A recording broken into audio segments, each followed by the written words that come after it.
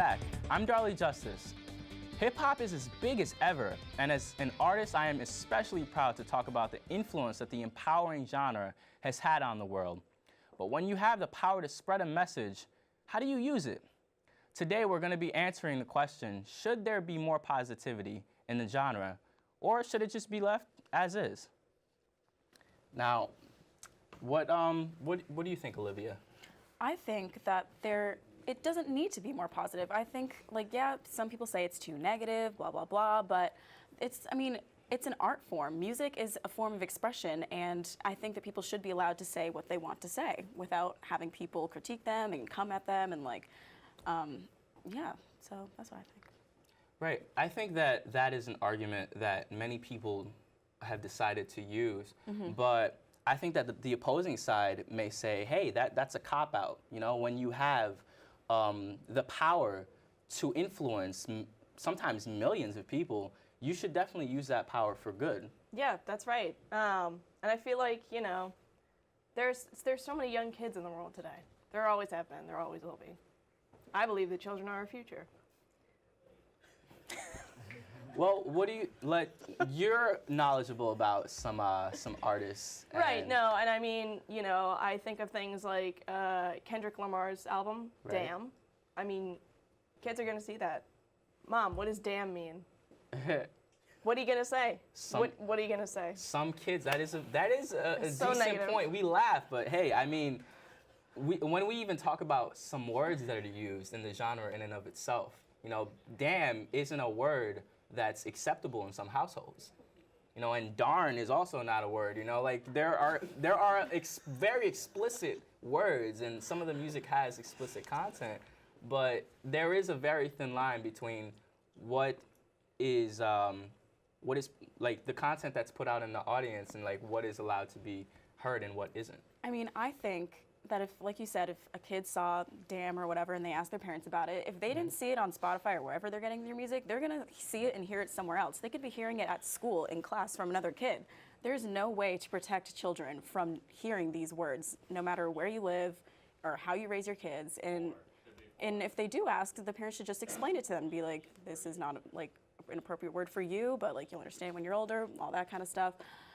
But just because certain parents don't want their kids hearing that doesn't mean that all artists should have to like monitor what they say. And Yeah, but it's not even the title of the albums. It's like all the words in the song. There's so many horrible words, and it's so negative. It talks about, you know, death and beating people up and dumpster fires.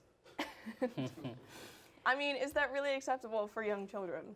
I mean, explicit songs are labeled as explicit, so kids will know going into it that there aren't going to be appropriate words, but also the people who make these songs, they could be writing these based off of their own personal experiences. And many people have not had those same experiences. And just because they're uncomfortable by hearing about it doesn't mean that people aren't allowed to talk about their own reality, because that's what every artist writes about. They write about their personal lives. And just because other people's were worse off at some point doesn't mean that they shouldn't have the right to express it. Although, to play devil's advocate for a second here, a little fun fact about just the history of hip-hop itself is back in the day, I believe that I was watching an NWA, a document about the legendary group NWA, and they are basically the reason that that label, explicit parental advisory, was even created in the first place.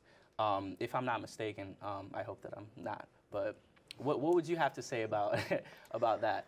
I think that's interesting, but at the same time, I feel like, you know, that's not gonna stop so many kids from like buying those or having their older brothers and sisters buy the albums for them. It's like, you know, how can we protect the kids? Yeah, that's a good point. I mean, like I said, it's hard to protect them from everything that's coming at them in the music world and other places. And also, but I mean, on the radio, there are rules and regulations. So if you're just riding in the car, you're not going to be hearing all those words. They bleep them out. I mean, people are doing what they can to stop kids from hearing it, but it's impossible to completely block it out from them. There's also the issue of like their personal lives. I mean, look at, who do I look at? There's so many people. I guess Jay-Z.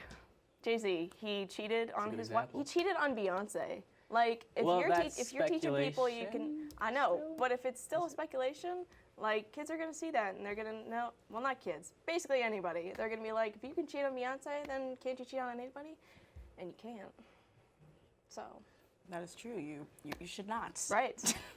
And obviously, everyone knows that Beyonce made her killer album Lemonade, where she was explaining the whole situation. And if people listen to that and kids listen to that, it's pretty iconic, and they'll learn the lessons that she's trying to teach them about whether it's forgiveness or any other lesson, really. So. And that's why I think that censorship is such a sensitive topic when it comes to, just expressing art forms as a whole. Right. You want like again, like where do we draw that line Right. between like I remember when Eminem was making his vulgar, crazy music, and a lot of people were blaming a lot of the violence, that was going on at the time, despite other influences in the environment. They were blaming a lot of it on Eminem's music. It's like, he's making, trash, and it's just not good music. But I think that's all we have today. Once again, I'm Darley Justice.